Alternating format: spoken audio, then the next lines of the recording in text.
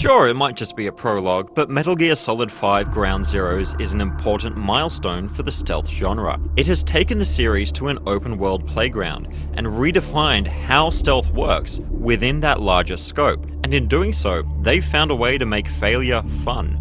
Little failures in a stealth game are always just around the next corner. You know, don't get spotted, don't make noise. Moving through the world, you're always balancing on the knife's edge. That's why stealth is tense. But some find it too punishing. I can understand that. You know, it's frustrating when a stealth game throws you into a game over screen if the enemy so much as sees your foot sticking out from behind a crate.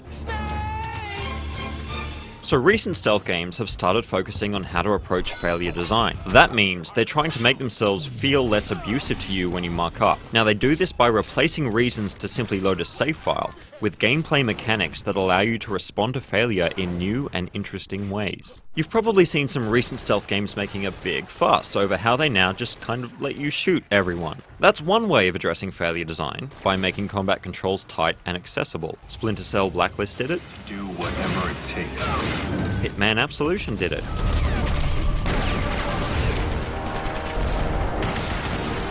Even the new Thief tried to better support combat.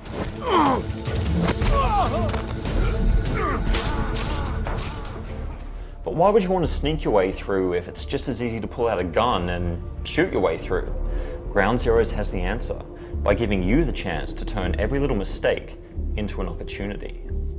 The sheer scope of Ground Zero's open world creates this vast playpen of interconnected systems that exist to nudge you closer to failure. Getting spotted, or creating a loud enough disturbance, completely disrupts the behavior of enemies across the entirety of Camp Omega.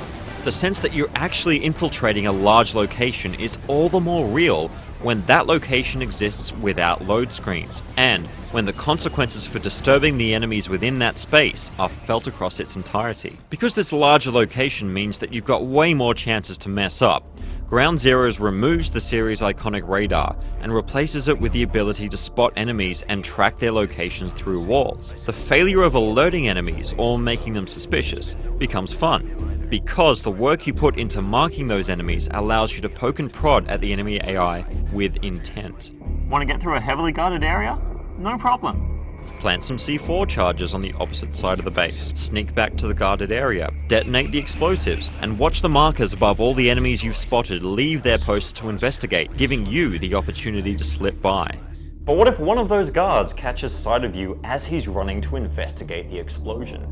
Ground Zero's new reflex system is designed to account for this small, self-contained failure. The game goes into slow motion, and you've got a few seconds to take the guard out before he radios in and alerts the entire base.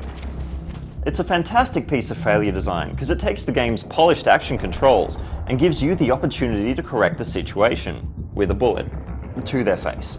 But it's not a free kill. You still have to deal with the consequences, like the sound of gunfire or having to hide the body. And what's fascinating about Ground Zeroes is how its open world gives these consequences the scope to spread out like a butterfly effect. Check out this example. Here, I've been tasked with killing 2 specific enemies. While trying to sneak up on the first, I get spotted, so I have to take him down quickly. It doesn't go so well.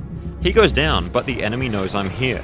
With Camp Omega alerted, I know that the second target will try to flee, which will actually fail the mission. So, in a panic, I sprint to the nearest armored vehicle, when who do I see but my second target trying to drive off in a jeep, right next to me. Not only can I easily shoot him down, but now I've got the perfect mode of transport to escape the hail of gunfire that's about to descend on my location.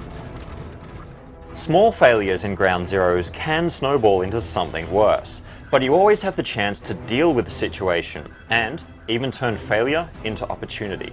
And that is the heart of good failure design.